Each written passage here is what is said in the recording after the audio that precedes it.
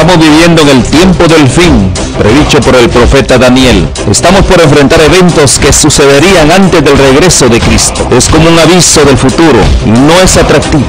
Es el drama de nuestro mundo. El pecado, el sufrimiento, la muerte, la caída de las naciones, guerras, hambrunas, la difusión del evangelio, engaños, terremotos y otros. Estamos viviendo los peligros del tiempo del fin. Todo esto es según Cristo, principio de dolores. Pero tenemos la palabra profética más segura. Cristo dijo a su pueblo: yo estoy con vosotros todos los días hasta el fin del mundo. La iglesia es la familia de Dios en la tierra y debemos entender los tiempos en que vivimos. Como continuadores del pueblo de Dios, se nos invita a salir del mundo y a prepararnos para reunirnos para la verdadera adoración, para estar en comunión unos con otros, para recibir instrucciones de las profecías que hiciera que el lucero de la mañana, Cristo Jesús, resplandezca en nuestros corazones. Asimismo, servir a toda la humanidad y cumplir con la sagrada comisión de ir y hacer discípulos. Oro para que el Señor Jesús use estos medios como instrumentos en sus manos para que usted pueda sentir el hambre y sed por más de la verdad absoluta. Que el Señor les guarde.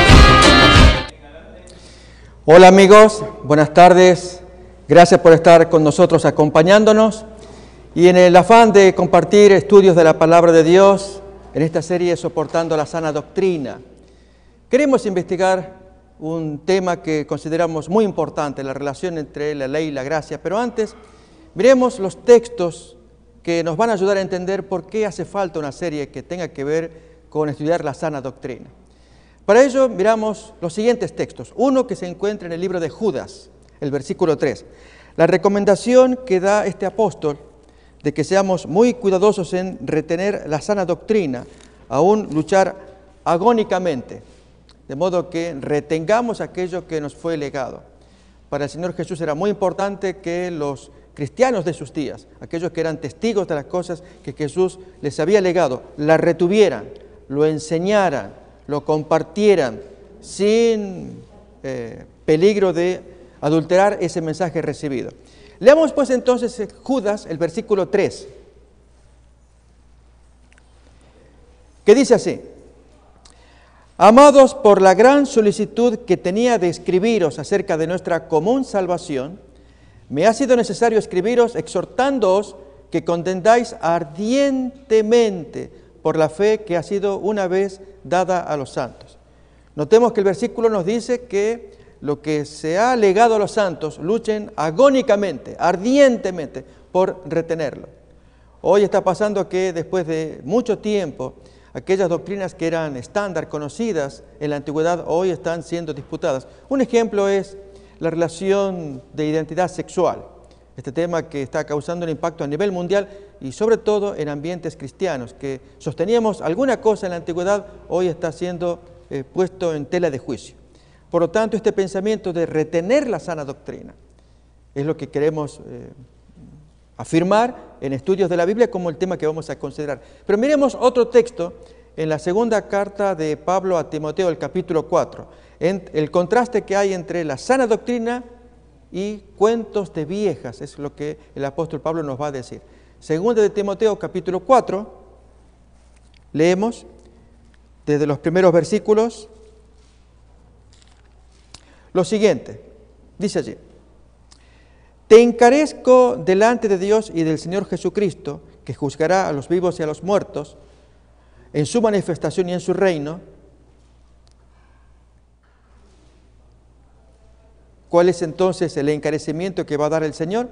Que prediques la palabra o sana doctrina. Ya vamos a ver en el siguiente versículo. Que prediques la palabra, que instes a tiempo, fuera de tiempo, redarguye, reprende, exhorta con toda paciencia y doctrina. Y miremos a continuación el contraste entre la sana doctrina y cuentos de viejas, decimos así. Porque vendrá tiempo cuando no sufrirán o soportarán o sobrellevar la sana doctrina, sino que teniendo comezón de oír, se amontonarán maestros conforme a sus propias concupiscencias. Hoy actualmente hay muchas personas que en lugar de escuchar lo que la Biblia enseña, más bien pretenden afirmar ideas nuevas, novedosas, comezón de oír doctrinas nuevas, contrarias al sentido de la palabra de Dios. Hay una doctrina que la Biblia enseña que es muy importante de retener, y es la relación entre la ley y la gracia. ¿Para qué apareció la ley? ¿Cuál es el propósito de la ley en la aparición de la ley en este mundo? Para ello abrimos Romanos el capítulo 5. Quizás nos puede dar un buen indicio de la razón de ser de la aparición de la ley. Abrimos pues en Romanos 5, vamos a examinar textos bíblicos.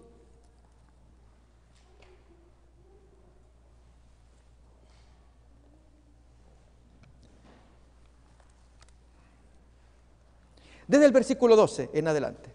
Romanos 5, 12.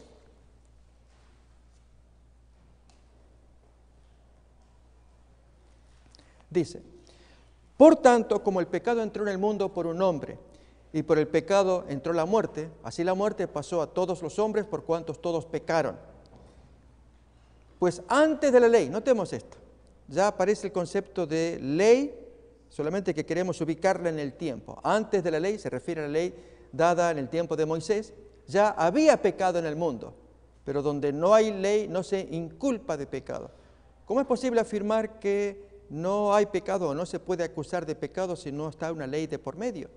El sentido común nos dice que no se puede condenar a alguien si no hay una ley que lo condene. La ley tiene que aparecer previamente para que la persona sea amonestada, castigada como tal. Y la afirmación que hace el apóstol aquí es que el pecado y la ley, la relación que hay, que antes que aparezca la ley de Moisés ya había pecado en el mundo. Seguimos leyendo todavía más el texto.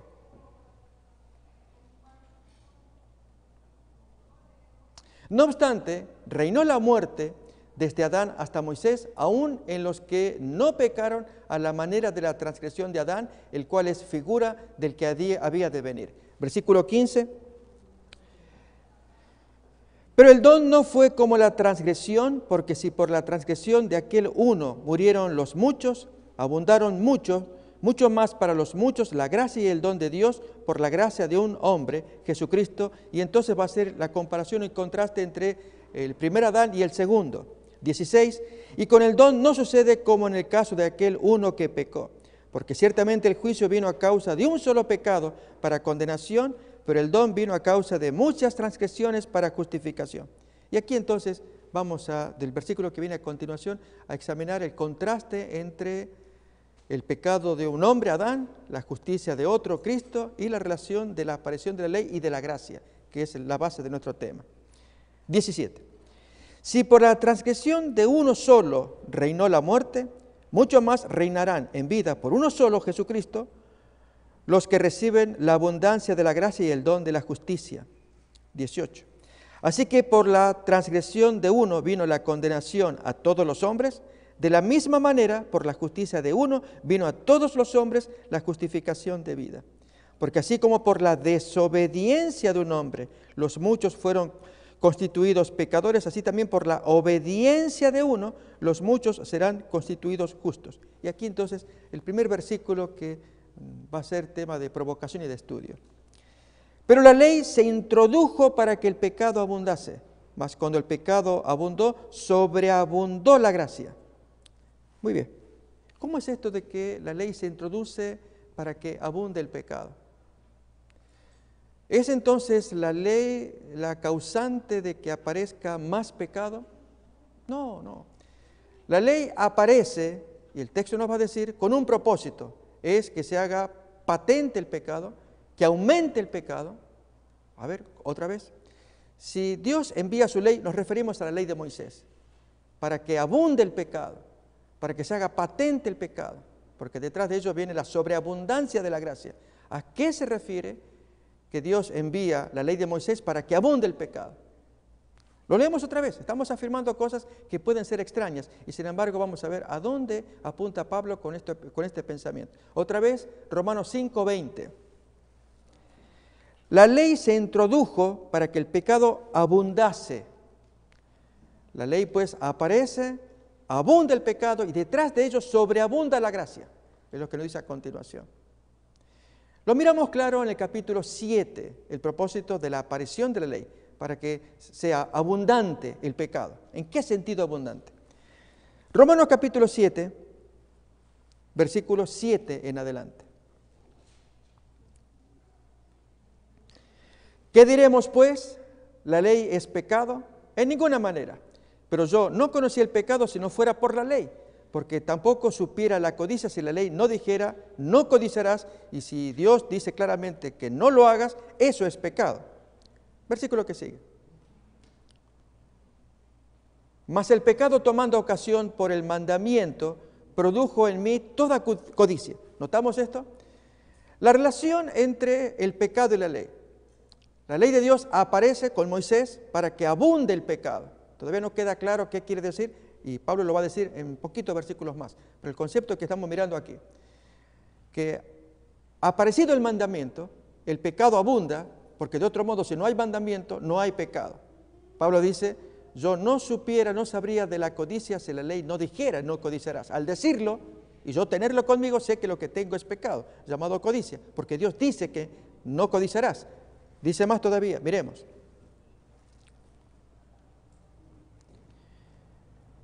Versículo 8 ahora. Mas el pecado, tomando ocasión por el mandamiento, produjo en mí toda codicia, porque sin la ley el pecado está muerto. Entonces, para que no haya más pecado, ¿será cuestión de eliminar la ley, que es la que lo hace abundar? Queridos amigos, estos son pensamientos solemnes.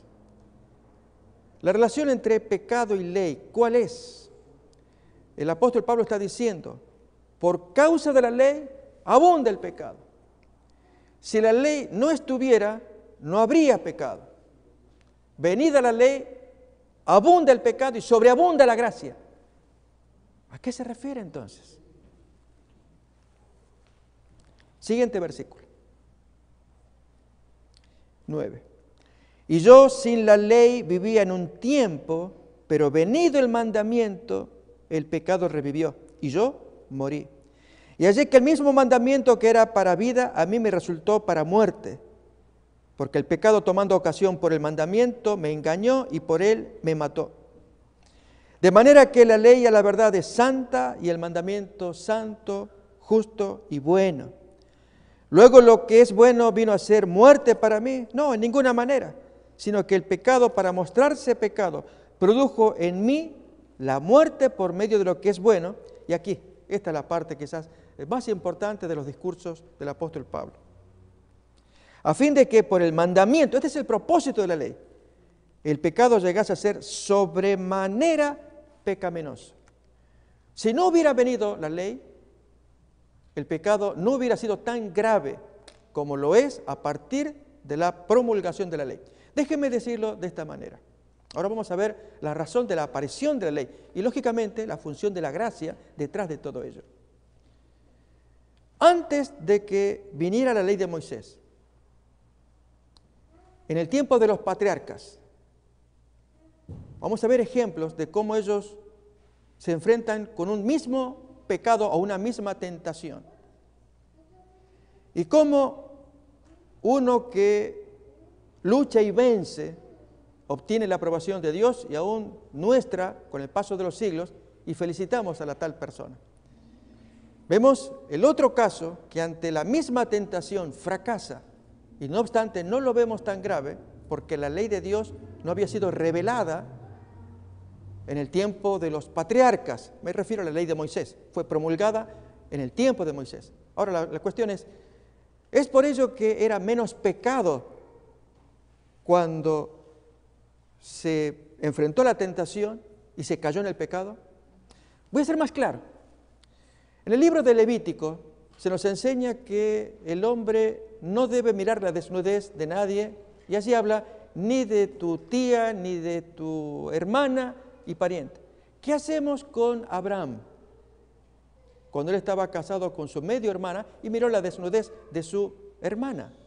De hecho, la Biblia afirma, él mismo dice, ella es mi hermana, pero no somos hijos de un mismo matrimonio. Entonces, el asunto es, ¿la falta que cometió Abraham es pecaminosa? Voy a invitar a que miremos el texto. Vamos a ver que gracias a la ley de Moisés, la práctica de Abraham y de muchos contemporáneos de él, que quizás fue visto como una práctica no tan pecaminosa, con Moisés se torna pecaminosa. Primeramente abrimos el texto en Levítico, allí vamos a mirar. Este va a ser un buen ejemplo para mostrar la razón de la aparición de la ley. Es hacer que el pecado sea grave, sea repugnante, aunque la práctica antes de la aparición de Moisés, la misma práctica, no fuera vista tan repugnante. En Levítico, en el capítulo 18, se nos habla de los actos que Dios condena como inmorales, mayormente los de naturaleza sexual.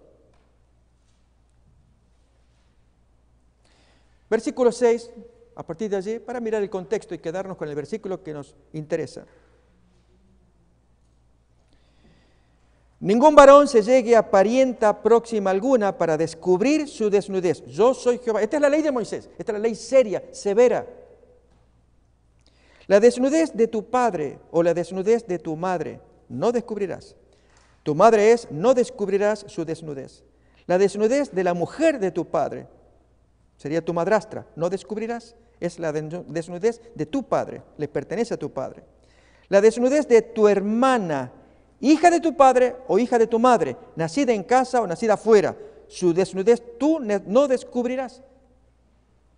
Ahora comparamos este texto con un texto anterior. Esto es Génesis, abrimos allí.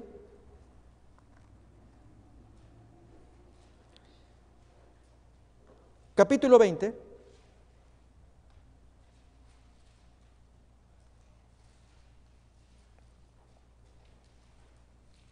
La experiencia de Abraham. Recordemos que en la ley de Moisés, el descubrir la desnudez de la hermana es pecado. Esto implica llegarse sexualmente a la propia hermana. Abraham lo hizo. La pregunta es, ¿cometió pecado? Leamos el texto primeramente.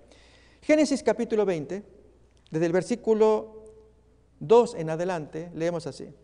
Y dijo Abraham de Sara su mujer, es mi hermana. Y Abimelec, rey de Gerar, envió y tomó a Sara, creyendo que era una hermana. De hecho lo era, medio hermana. Pero Dios vino a Abimelec en sueños de noche y le dijo, he aquí, muerto eres a causa de la mujer que has tomado, la cual es casada con marido. La pregunta que viene aquí es, ¿hay una contradicción en la ley de Dios? Mientras en Levítico 18 condena la acción de que un hombre se llegue a su hermana carnal, aquí Dios defiende la postura, la condición de Abraham de que está casado con mujer, aunque es su hermana. Mas Abimelec no se había llegado a ella y dijo, Señor, ¿matarás también al inocente? No me dijo él, mi hermana es, y ella también dijo, es mi hermano. Con sencillez de mi corazón y con limpieza de mis manos he hecho esto. Y le dijo Dios en sueños, yo también sé que con integridad de tu corazón has hecho esto, y yo también te detuve de pecar contra mí, y así no te permití que la tocases. Pecar contra Dios. ¿No había pecado Abraham ya al acercarse a su medio hermana Sara? Seguimos leyendo. Ahora pues devuelve la mujer a su marido, porque es profeta, y orará por ti y vivirás. Y si no la devolvieres, sabe que de cierto morirás tú y todos los tuyos. Entonces Abimelec se levantó de mañana y llamó a todos sus siervos, y dijo todas estas palabras en los oídos de ellos, y temieron los hombres en gran manera. Después llamó Abimelec a Abraham y le dijo, ¿qué nos has hecho? ¿En qué pequé yo contra ti que has atraído sobre mí y sobre mi reino tan grande pecado? Lo que no debiste hacer, has hecho conmigo. Dijo también Abimelec a Abraham, ¿qué pensabas para que hicieses esto? Notemos que hasta ese momento Abimelec está sumamente confundido porque él cree que es su esposa normal, no pariente carnal. Y si tuviéramos que argumentar con Abimelec, le diríamos, ¿cómo Dios va a decir que es pecado en Levítico 18, pero aquí defiende la misma práctica que aquí condena? Si podemos ir entendiendo el texto. Entonces, la ley para algo apareció. Pero seguimos leyendo todavía más. Siguiente versículo.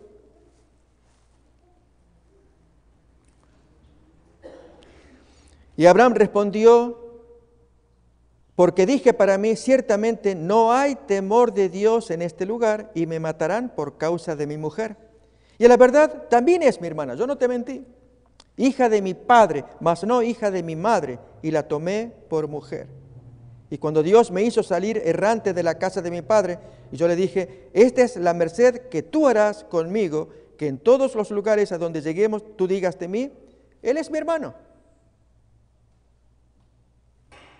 Entonces Abimelech tomó ovejas y vacas y siervos y siervas y se los dio a Abraham y le devolvió a Sara, e incluso así fue como también Abraham se multiplicó.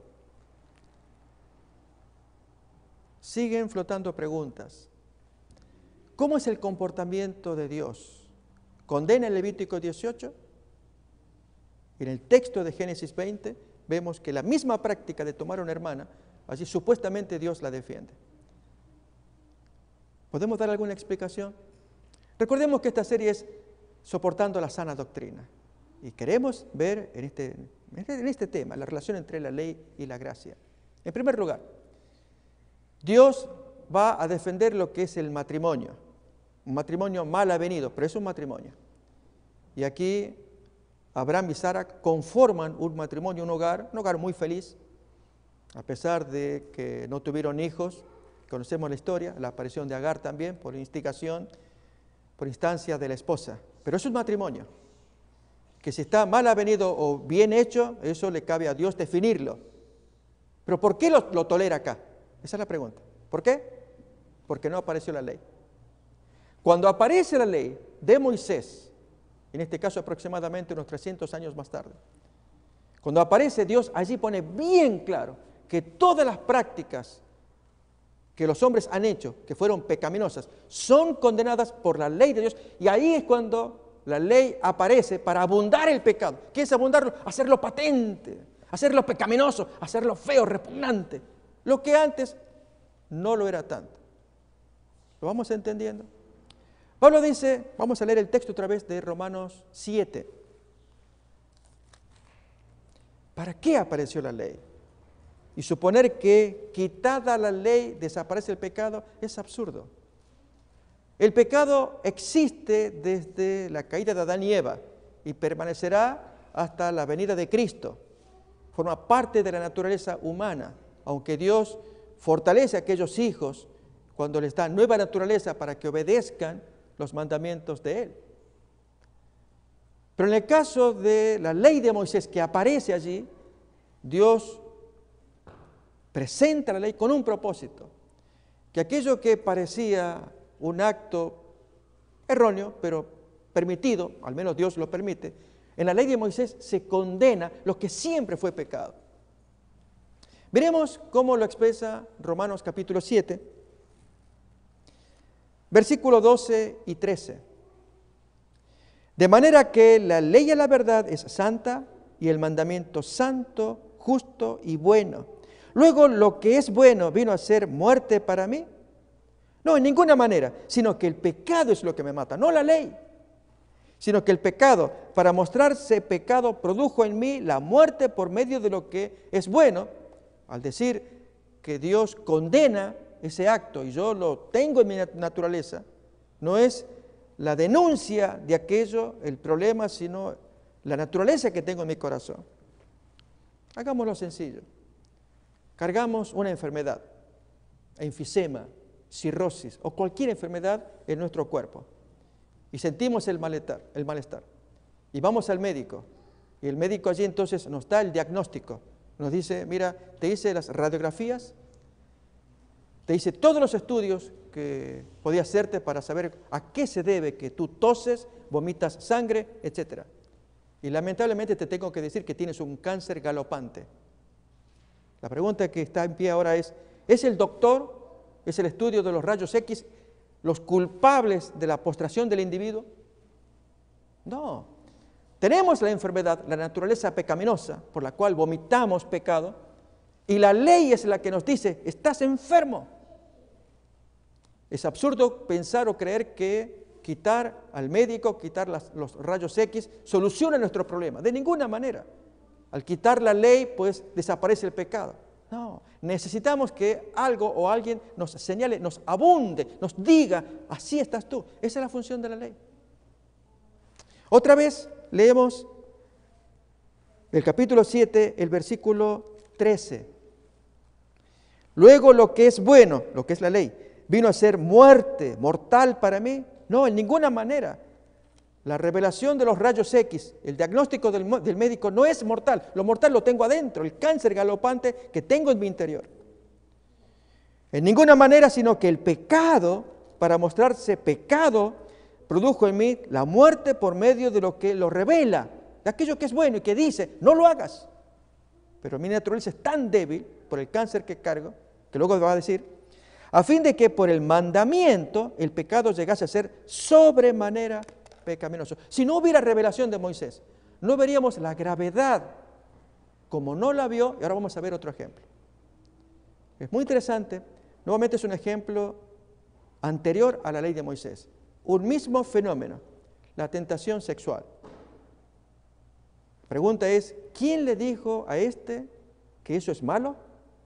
¿Y qué le pasó a este otro, contemporáneo de aquel, que por llevar adelante la práctica supuso que era una práctica permisible, cuando en verdad no aparecen allí las consecuencias? Normalmente creemos que es grave cuando verificamos las consecuencias. En este caso, no aparecen rápidamente, excepto cuando la ley es revelada, no solamente con Moisés, como ya comentamos en otra ocasión, el primer Sinaí, sino mucho más en el segundo Sinaí, cuando Jesús, en Mateo 5, exalta los mandamientos y respecto de la tentación sexual. Él dice, si tú haces esto, miras a una mujer para codiciarla, más vale que te cortes, te amputes, sácate la mano, sácate los ojos. Gravísima es la exposición que hace Jesús, la ampliación de lo que el mandamiento, para mostrarse pecaminoso, Dios lo puso allí, pero es aquí que el individuo que practicó este asunto está muy lejos de la revelación que Jesús da en Mateo 5, que si miras a una mujer para codiciarla, más vale te amputes. A ver, veamos la historia en sí. Voy a invitar a que vayamos al libro de Génesis nuevamente, una historia conocida.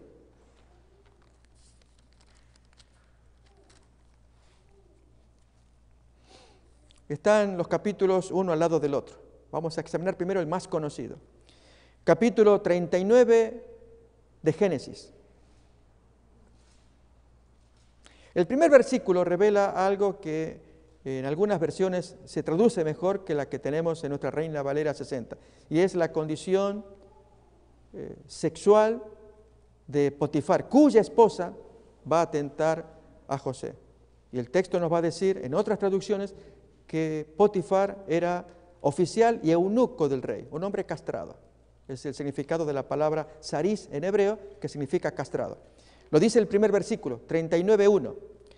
Llevado pues José a Egipto, Potifar, eunuco de Faraón, capitán de la guardia, varón egipcio, lo compró de los ismaelitas que lo habían llevado allá. Mas Jehová estaba con José y fue varón próspero y estaba en la casa de su amo el egipcio. Y vio su amo que Jehová estaba con él y que todo lo que él hacía, Jehová lo hacía prosperar en su mano. Versículo 5. Aconteció que desde cuando le dio el encargo de su casa y todo lo que tenía, Jehová bendijo la casa del egipcio a causa de José. Y la bendición de Jehová estaba sobre todo lo que tenía, así en casa como en el campo. Versículo 6. Y dejó todo lo que tenía en mano de José, y con él no se preocupaba de cosa alguna, sino del pan que comía.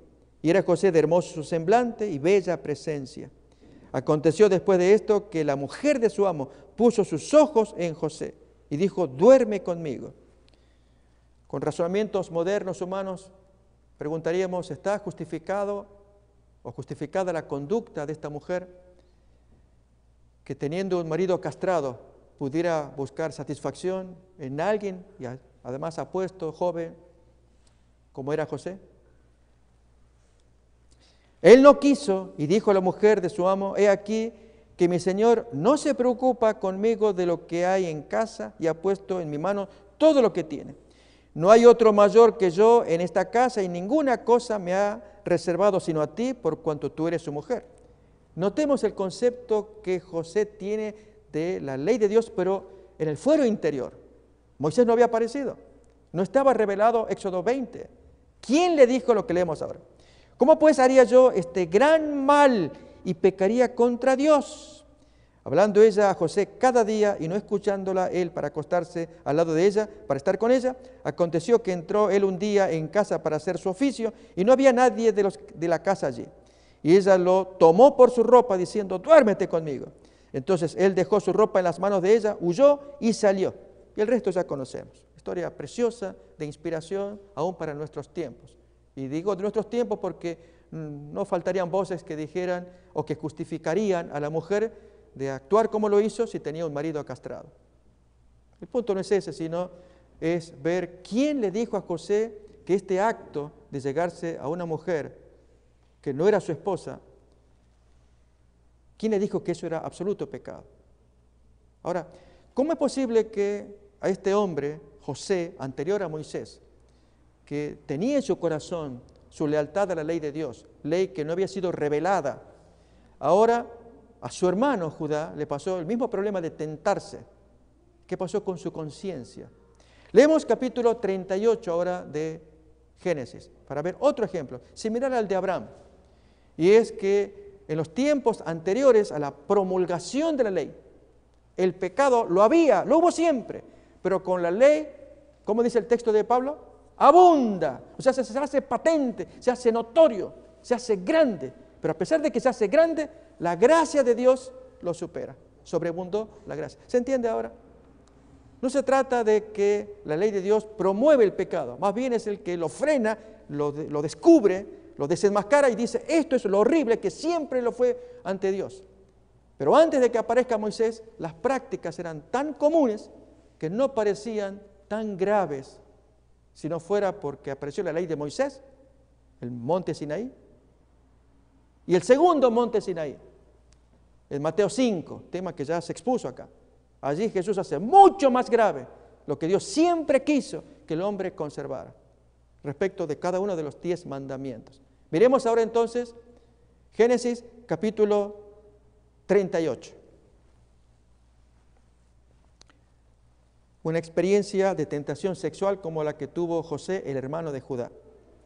Aconteció en aquel tiempo que Judá se apartó de sus hermanos, y se fue a un varón adulamita que se llamaba Gira. Y vio allí Judá la hija de un hombre cananeo, el cual se llamaba Súa, y la tomó y se llegó a ella. Un grave error que Judá comete es mezclarse con los cananeos, cuya práctica idolátrica y sexual era conocida. Acordémonos de las palabras aún que va a mantener Rebeca, la abuela y el abuelo Isaac, de estos hombres, Judá y José. Cuán repugnante era para el espíritu de Rebeca ver que su hijo mayor, Esaú, estaba casado con cananeas y no quería semejante cosa para el hijo que seguía, para Jacob. Y le dice al marido, manda al hijo con nuestra parentela que ya hay mujeres más nobles. Esta es la razón por la que Jacob tuvo que huir y allí con mujeres más nobles, ya con la primera esposa, segunda esposa, un grave problema que pasó allí. Entonces, el plan de Dios podía continuar. No pasó así con Esaú, que se mezclaba con cananeas. Y el hombre daba rienda suelta a sus pasiones. En el caso de Judá, su pasión sexual, esto es mezclarse con cananeas que eran bonitas, sexualmente activas. De paso quiero comentar, queridos amigos que estamos escuchando, este es un problema serio que tenemos en nuestra sociedad y es la educación sexual que estamos recibiendo de los medios que nos rodean. Para Dios era muy grave que sus hijos se mezclaran con los cananeos, porque la influencia sexual de esa gente, sus prácticas, sus costumbres contrarias al uso natural en muchos casos, inducía a ese hijo de Dios a hundirse en pasiones, aún en el embrutecimiento del consorte, porque se miran, si en la antigüedad se veían las prácticas, que ahora vamos a ver a una, hoy con videos y demás, un hijo de Dios que quiere tener su buena relación con Dios y con su esposa, cuanta vez consuma cosas que el Canaán moderno provea, hunde al creyente. Miremoslo acá en este ejemplo. Judá se llega a sus amigos cananeos. No hay problema en tener relaciones con cananeos en tanto tengamos presente nuestra condición de hijo de Dios, que debemos representar a Dios llevando luz a esos gentiles. Pero aquí Judá se mezcla con la hija de un amigo, Cananea. Como consecuencia de ello, tienen hijos, los cuales los dos primeros mueren inmediatamente. Gravísimo. ¿Cómo es posible? Y el texto muy severo, que Dios mate a uno y a otro. Tan grave es la conducta de un hijo, de un siervo de Dios, como Judá en este caso, que ese siervo de Dios, al casarse con una mujer de mundo,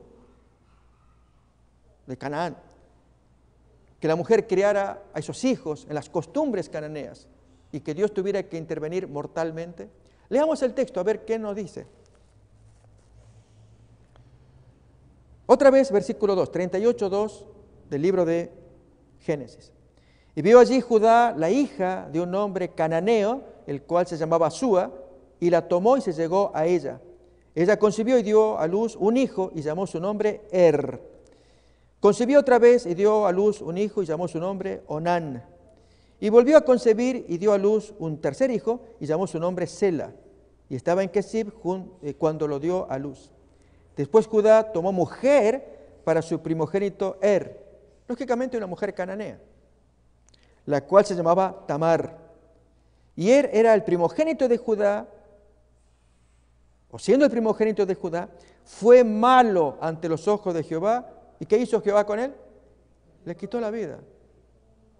Es muy grave que Dios intervenga, en la forma en cómo se describe el texto, que para el hijo de un siervo de Dios, que este hijo fuera muerto por su conducta cananea.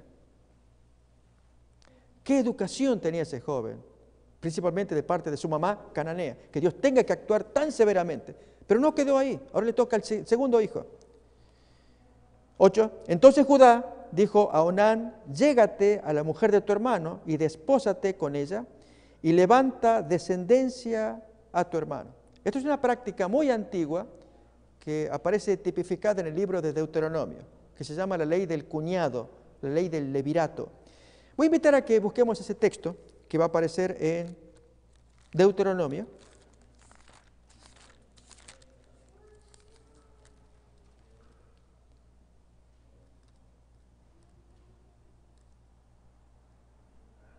Capítulo 25, versículo 5 en adelante. Cuando hermanos habitaren juntos y muriere alguno de ellos y no tuviera hijo, la mujer del muerto no se casará fuera con hombre extraño. Su cuñado se llegará a ella y la tomará por su mujer y hará con ella parentesco.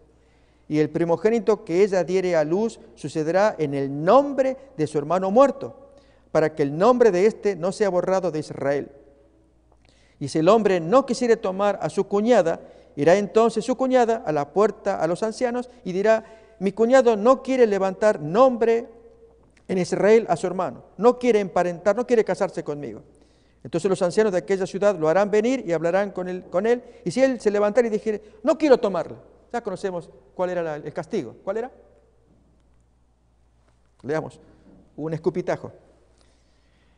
Dice acá, versículo 9, se acercará entonces su cuñada a él delante de los ancianos, le quitará el zapato del pie y le escupirá en el rostro y hablará: así se ha hecho al varón que no quiere edificar la casa de su hermano, y se le dará el nombre en Israel, la casa del descalzado. Se hace una fama. Era orden de Dios, pero daba libertad a que la persona eligiera distinto y sufriera la consecuencia del escupitajo. Vamos entonces a Génesis capítulo 38, esta ley aparece acá. Y esta es la primera parte, recordemos, amigos, de esta serie que queremos hablar de la ley, la relación entre la ley y la gracia. Es tan importante entender que Dios dio la ley para hacer grave el pecado, patente, hacerlo abundar, es la expresión que usa Pablo. No para que haya más pecado, sino hacerlo grande, como lo es, para que más grande sea la gracia que puede perdonar. Y hacerlo grande es hacerlo pesado, hacerlo grave. que con nuestros ojos, que lo veíamos simple, a la vista de Dios es muy grave, y cuánto más cuando miramos a Jesús explicándolo en Mateo capítulo 5, y muy particularmente cuando explica la violación de este mandamiento, el adulterio o fornicación. Miremos acá otra vez la ley del levirato, la ley del cuñado, que debía el siguiente hermano llegarse a la viuda y entonces casarse para dar descendencia, que pasaría a nombre del hermano fallecido. Versículo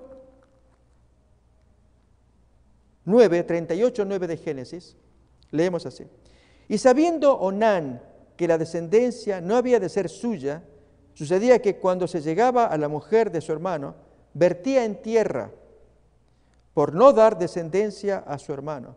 Y desagradó en ojos de Jehová lo que hacía, y a él también lo mató, le quitó la vida. Gravísimo. Lógicamente, aquí valdría la pena comentar dónde está lo grave o lo severo para que Dios tenga que quitar la vida. Hay un asunto muy importante en la relación matrimonial, y es que Dios dio este regalo para que ambos sean felices. El comportamiento marital del hombre ofendía a la mujer. Ella no obtenía la plena felicidad que hubiera deseado recibir como mujer. El hombre pensando en otras cosas, egoísta, mezquino por otro lado, dejando a su mujer insatisfecha. Dios castiga, en este caso castiga severamente y amonesta severamente. La relación matrimonial es muy grave delante de Dios para que ambos la fomenten, la lleven, sean felices, obtengan allí la fuente de felicidad uno de otro, como lo cuenta el libro de Proverbios. Llégate a tu propio pozo, sírvete de allí, capítulo 5. No tomes el pozo ajeno. Qué importante este tema de la relación de matrimonio como fuente de felicidad, de gozo, de placer mutuo. Y sin embargo a veces se descuida este hecho y Dios toma desagrado, toma nota de esto y lógicamente puede actuar también severamente. Lo hace acá, castiga a este hombre, le impide la vida. De allí de paso viene la expresión onanismo, de Onán, solamente que en los diccionarios figura como masturbación. Y en verdad la práctica de Onán no tiene que ver con ello, sino que el hombre tiene una relación que deja absolutamente insatisfecha a su esposa y Dios no puede aceptar esta situación. Seguimos más todavía examinando el texto. Versículo 11, 38, 11 de Génesis, leemos. Y Judá dijo a Tamar su nuera: quédate viuda en casa de tu padre hasta que crezca Sela mi hijo, porque dijo, no sea que muera él también como sus hermanos. Y se fue Tamar y estuvo en casa de su padre. Judá creía, como cuenta el libro de Tobit en las Biblias católicas, un libro apócrifo, que la mujer traía desgracia. En el libro de Tobit hay un caso parecido a este, donde un ángel maligno acompañaba a una mujer que no podía acertar en casarse con hombre que a la noche siguiente de la boda aparecía muerto. Y el padre de la muchacha tenía que aceptar este hecho de que la mujer algo traía, por lo cual cada marido que se acercaba a ella moría. De eso es parte del argumento del libro de Tobías. Y entonces aparece el héroe que un ángel le enseña qué es la situación que está pasando y le da instrucción. Y así logra superar este sortilegio, esta hechicería que la mujer está sobrellevando. En el caso de Judá, él cree que la mujer es la que trae males por los cuales mata a un marido, mata al otro, es ella la que trae el problema. ¿Será así? Avanzamos. Versículo 12. Pasaron muchos días y murió la hija de Súa, mujer de Judá. Después Judá se consoló y subía a los trasquiladores de sus ovejas a Timnat, él y su amigo Hira el adulamita. Y fue dado aviso a Tamar diciendo, he aquí, tu suegro sube a Timnat a trasquilar sus ovejas. Entonces se quitó ella los vestidos de su viudez y se cubrió con un velo y se arrebozó y se puso a la entrada de Enaim junto al camino de Timnat, porque veía que había crecido Sela y ella no era dada a él por mujer. ¿Acaso no estaba ella en su derecho de recibir lo que el suegro había prometido? Que este sería el siguiente marido. Y la vio Judá y la tuvo por, y aquí es el punto que vale la pena tomar en cuenta. La palabra ramera que aparece acá es la traducción limitada de la palabra hebrea mujer santa. Era una mujer que se arregló como una sacerdotisa de los cananeos. Y por lo tanto Judá, cuando la vio, además de verla hermosa, se tentó de que si la práctica cananea hace que haya prostitución idolátrica, era parte del culto. Amigos, este es un tema muy serio y estamos gastando un tiempo porque quisiera que esta serie la vamos a desarrollar con más detalles, la relación entre la ley y la gracia, que por qué Dios tuvo que mandar la ley con Moisés, hacer muy grave la ley, con prácticas tan livianas como la de Judá. En tiempos modernos hay una práctica parecida, y es la que llevan adelante un grupo cristiano heterodoxo llamado los niños de Dios o la familia de Dios, que consiste en que allí practican sexo los miembros, con los cuales ellos pretenden honrar al Señor, al punto de locuras tales como que imitando la pasión de Cristo, su crucifixión allí en la cruz, extendido el cuerpo y pegado el cuerpo contra el madero, así también estas prácticas sexuales, satánicas de esta gente, consiste en también poner la mujer y entonces como que allí es empalada, como fue Cristo en la cruz. Repugnante, para no abundar en detalles. Práctica sexual, moderna. ¿Difiere de la antigua? Pues en el caso de Tamar, que se viste como mujer santa, recordemos que ese es el significado de la palabra original ramera que leemos acá. Se disfraza o se viste como una mujer santa o como una mujer de las sacerdotisas cananeas.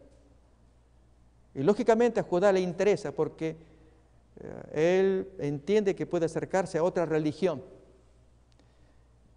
prestar atención a los cultos de los cananeos, y que si ellos ofrecen el servicio de tener la práctica sexual, que era típica práctica cananea, a cambio de algún dinero por el servicio recibido, pues Judá se acerca creyendo que era una sacerdotisa. Nuevamente el versículo 15. Esta expresión aparece 2 veces, la kedoshá o ramera, tanto el versículo 15 como el versículo 22. No se usa la palabra común para ramera, la palabra hebrea, sino esta otra que significa mujer santa. Y la vio Judá y la tuvo por mujer santa porque ella había cubierto su rostro. Y se apartó del camino hacia ella y le dijo, déjame ahora llegarme a ti. ¿No es eso pecado? ¿Qué hizo su hermano José cuando la mujer le propuso? Y él dijo, se resistió. ¿Cómo yo pecaría contra mi Dios? En este caso Judá es él el que propone. Y son contemporáneos. ¿Qué pasó con la ley? ¿Qué pasó con la conciencia? Por eso hacía falta que aparezca la ley de Moisés para hacer grande el pecado, para hacerlo abundar el pecado. No que haya más pecado, hacerlo tan grande que sea tan repugnante, que de otro modo uno no lo puede ver si no es por la ley de Moisés. Y cuánto más cuando aparece Jesús en Mateo 5 explicando la ley, agrandándola, mostrando lo que implica la violación de cada uno de los mandamientos. Acordémonos, allí en ese monte de nombre anónimo en Mateo 5, cuando él dice, oíste que fue dicho, no matarás, y cualquiera que matare será culpable de juicio. Pero yo te digo, te enojas con tu hermano. Es igual. Esto es agrandar el mandamiento. Bien, en el caso de Judá, ¿cómo necesita este hombre entender que lo que está haciendo está perverso? Lógicamente, Tamar no escapa a ello, ella es la seductora, no obstante, Judá va a interpretar después qué es lo que está pasando. Hay una necesidad de la mujer creada por el hombre, por prejuicios que Judá tiene contra la supuesta brujería o algo que ella atrae, que se le mueran los hijos de Judá. Seguimos leyendo. Y se apartó de él, del camino hacia ella, y le dijo, déjame ahora llegarme a ti, pues no sabía que era su nuera. Y ella dijo, ¿qué me darás por llegarte a mí?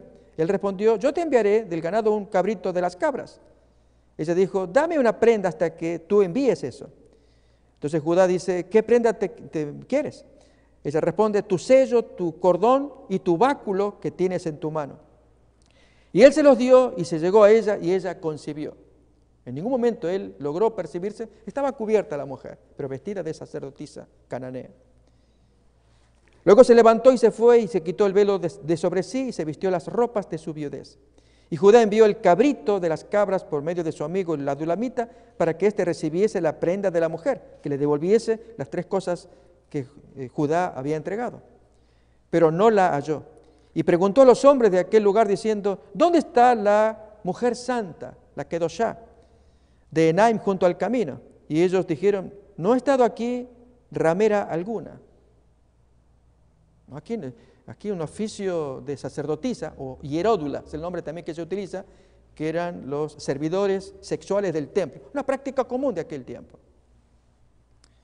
Y aquí menciono algo que si no tenemos curadas nuestras pasiones, hay personas que pueden verse tentadas a conocer qué es esto. Había hieródulos varones y hieródulas mujeres. Y aún más, había prostitutos sexuales varones, homosexuales, que también servían al oficio religioso del culto cananeo. Esto lo mencionan en algunos textos que hablan acerca de ello. Por lo tanto, a alguien del pueblo de Dios que se viera atraído, allí mostraba que había alguna situación que debía curar en su naturaleza para que Dios obrara en él lo que Dios quería, que sintiera repugnancia ante semejantes cosas. Así también en nuestros días puede pasar lo mismo. Y Dios tiene que obrar en nuestros corazones. Para eso Dios presenta la ley, para que veamos lo grave, lo grande que es, y la gracia de Cristo que puede limpiarnos, que puede perdonarnos, hacernos nuevas criaturas. Esa es la relación que hay entre una y otro, la ley y la gracia. Seguimos mirando más todavía. Versículo 22. Entonces él se volvió a Judá y dijo, no la he hallado. Y también los hombres del lugar dijeron, aquí no ha estado Kedoshá. Y siempre va a aparecer esa expresión en este capítulo. No aparece la palabra común para ramera en hebreo. Y Judá dijo, tómeselo para sí, para que no seamos menospreciados. He aquí que yo he enviado este cabrito y tú no lo hallaste. Sucedió que al cabo de unos 3 meses fue dado aviso a Judá diciendo, Tamar, tu nuera, ha fornicado, y ciertamente está encinta a causa de las fornicaciones. Y Judá dijo, sacadla y quemadla. Qué tremendo.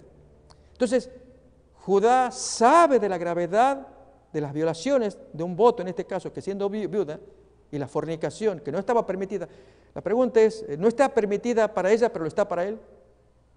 Notamos que hacía falta que la ley de Dios aparezca en su gravedad. Como dice Pablo, yo no conocí la codicia si la ley no dijera, no codicias.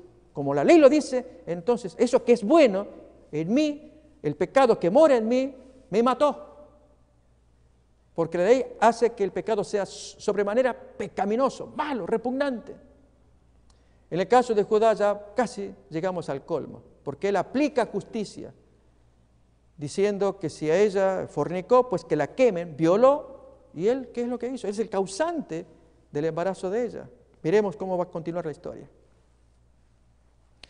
25, pero ella cuando la sacaban, envió a decir a su suegro, del varón cuyas son estas cosas, estoy embarazada. Y también dijo, mira ahora de quién son estas cosas, el sello, el cordón y el báculo.